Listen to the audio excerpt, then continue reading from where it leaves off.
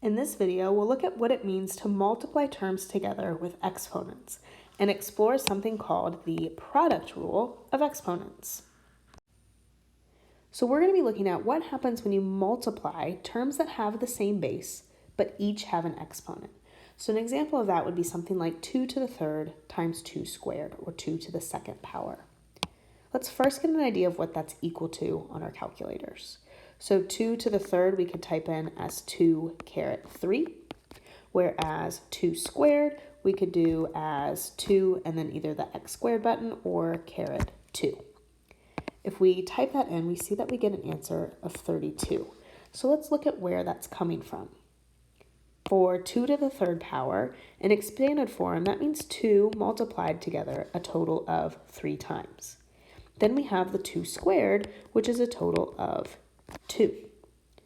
If we look at how many 2's that is in total, it's a total of 5 times. So we could actually write that as a simplified exponent form, meaning one base, one exponent. So our base is 2, and since it's happening a total of 5 times, that exponent would be 2 to the 5th. If we were to type that on our calculator, 2 caret 5, we would hopefully get an answer of 32. Now let's explore what that means of something that we can't put into our calculator, so something that has a variable base. So here we'll look at the example of x to the 5th times x to the 4th. If we look at x to the 5th, we have x times itself, a total of 5 times, whereas x to the 4th would be a total of 4 times. If we look at how many we now have in total, that would be 9 x's. So our simplified exponent form would be x to the 9th power. Now hopefully you're starting to maybe see a shortcut where we could skip this step and jump straight to the problem and its simplified exponent form. And it has something to do with the powers that we started with and our final exponent. So see if you can see a pattern that's happening in both examples. So when you're multiplying with exponents, you can use something called the product rule. And they have to have the same base and they have to be being multiplied in order to use this.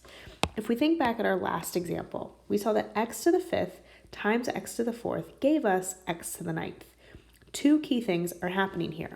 First off, you keep your base the same, meaning it did not change away from x. We had 9 total x's.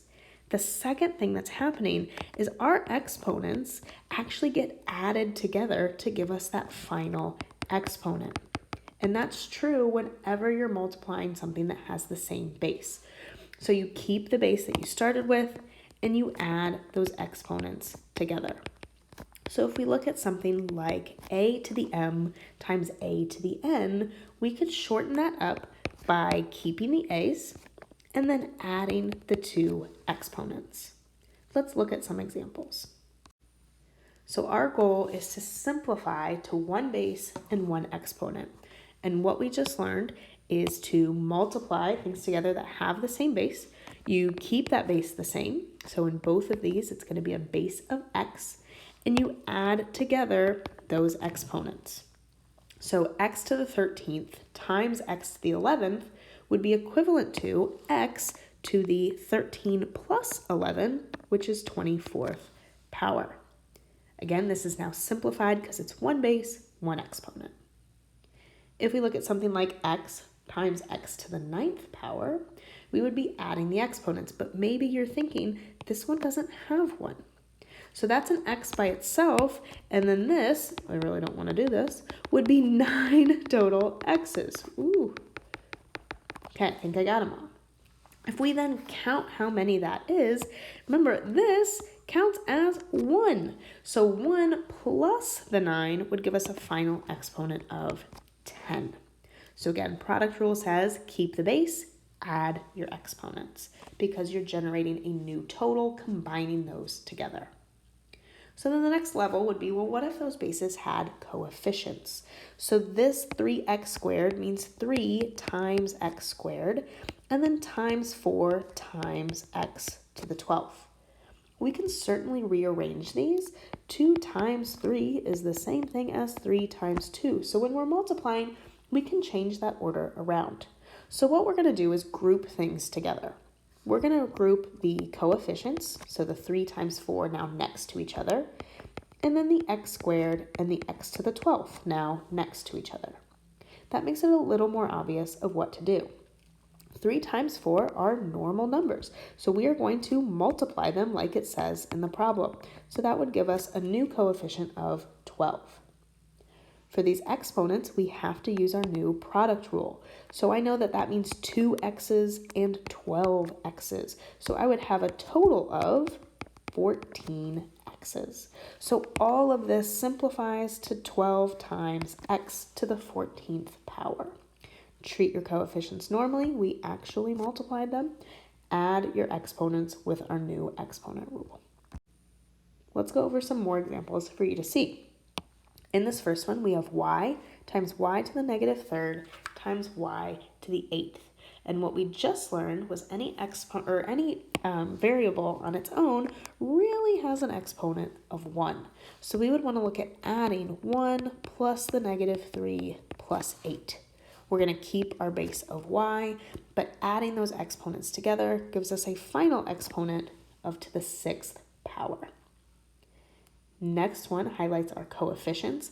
Again, you can reorder this and think 5 times 6, and then c squared times c to the 7th. So our coefficients we treat as is, so 5 times 6 is 30, but we would want to add together our exponents, so c to the 9th. Remember, if they're written in parentheses, that's just another way to write multiplication. So this problem is the same as if those parentheses were not there. So now it kind of becomes like that first one, where we can rearrange it if we want to. So I can group my x's next to each other, and I can group my y's next to each other. Remember, the bases have to be the same, so I'm really going to look at this as 2 separate parts. My bases of x and my bases of y. I'd keep the x and add those 2 exponents to get a 7. Keep my base of y, add those 2 exponents to get a 9. I cannot combine these any further. This would be my final answer since I now have 2 different bases. It's time for you to try this on your own. Good luck.